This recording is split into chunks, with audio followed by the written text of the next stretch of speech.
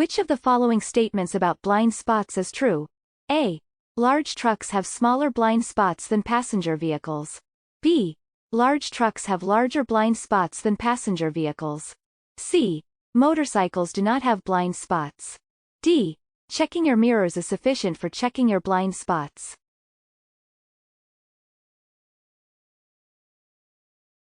Which of the following statements about blind spots is true? B. Large trucks have larger blind spots than passenger vehicles. Blind spots describe the areas around your vehicle that you cannot see in your direct field of view or by looking in your side and rear view mirrors. Larger vehicles, like trucks and buses, tend to have much larger blind spots than those of passenger vehicles. Whenever driving near large vehicles, you should avoid lingering in these blind spots, also known as no zones, for any more time than it takes to pass them. When driving on a slippery surface such as snow or ice. A. You must have four-wheel drive. B. Continue driving at normal speeds, but use caution. C. Reduce your speed by at least half. D. Reduce your speed by 5 miles per hour.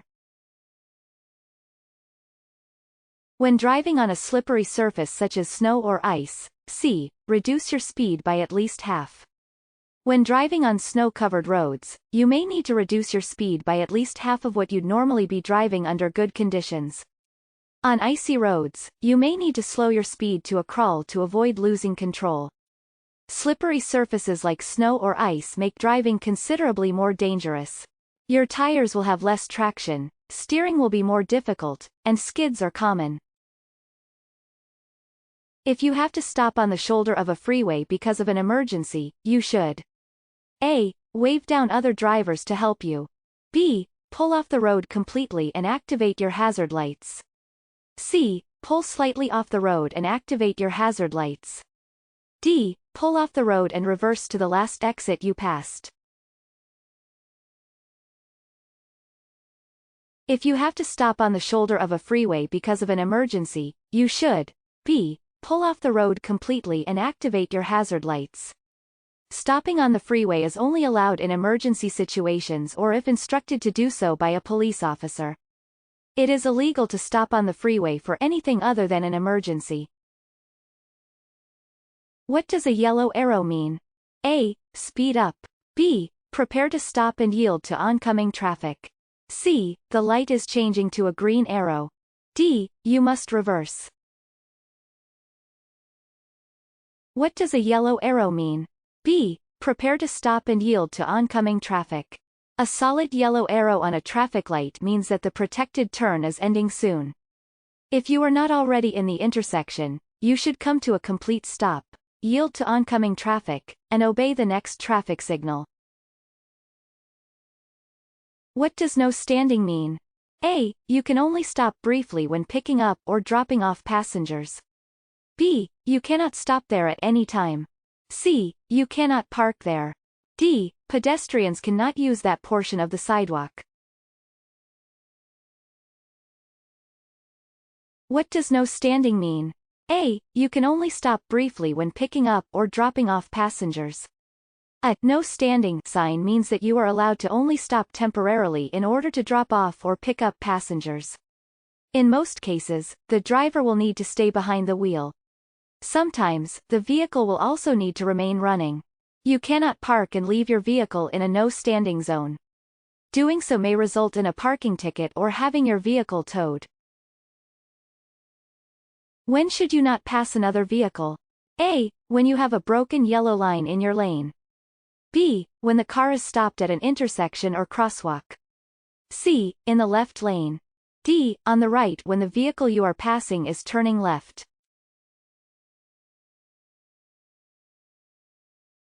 When should you not pass another vehicle?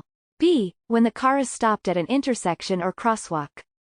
One of the places you should never pass a vehicle is when it is slowing down or stopping at an intersection or crosswalk. In these instances there could be a pedestrian crossing the street that you cannot see. If you pass the vehicle, you run the risk of hitting the pedestrian. Which of the following will not help you avoid skidding on slippery surfaces? A. Reducing your speed. B. Making sure your tires are properly inflated and in good condition. C. Braking in turns or curves. D. Slowing down before you enter turns or curves. Which of the following will not help you avoid skidding on slippery surfaces? C. Braking in turns or curves. On slippery roads, your tires will have less traction. This means there are some steps you should take to prevent a skid. First, it's important to know some things about using your brakes on slippery roads. Coming to a stop will take longer on a slippery surface than a dry surface. If you apply the brakes too hard, you can go into a skid much more easily on a slippery road. Applying the brakes while in a curve or turn can also cause your vehicle to skid. When the roads are slippery, it is best to do any braking and slowing down when your vehicle is going straight as opposed to turning. If another car is in danger of hitting you, you should A. Speed up. B. Swerve. C. Slow down or stop. D. All of these are potential options.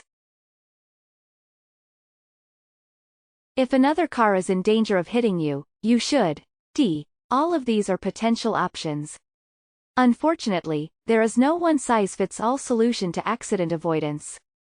In order to avoid a collision, drivers need to evaluate all of their options and choose the one that will give them either the best chance of avoiding the crash altogether or taking a choice that will lead to the safest outcome. When approaching a railroad crossing, you must look A. Ahead for stopped traffic. B. To the right for oncoming trains. C. To the left for oncoming trains. D. Both directions for oncoming trains.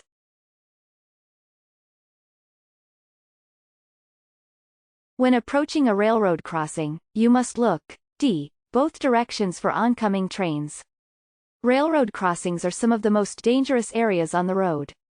Even if the railroad is controlled by a gate and signaling device, you should always assume that a train could be approaching at any time. Whenever you approach a railroad, you should check both directions to make sure there are no trains coming. A person's driver license will automatically be suspended if convicted of A. Accumulating too many driving record points. B. DUI. C. Hit and run. D. All of these. A person's driver license will automatically be suspended if convicted of D. All of these. Your driver's license is a privilege, not a right. A driver's license suspension is issued in instances where drivers have violated their privilege of having a driver's license.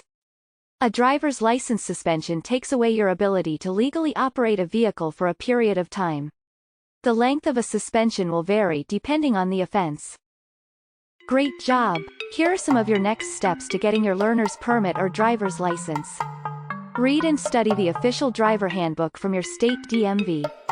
Take more free practice tests at puedomanejar.com. Gather all your necessary forms and documents before you visit the DMV office. Before you know it, you'll be driving in your very own car all by yourself. puedomanejar.com. Free DMV practice tests and much more to help you pass your real exams. Visit us today.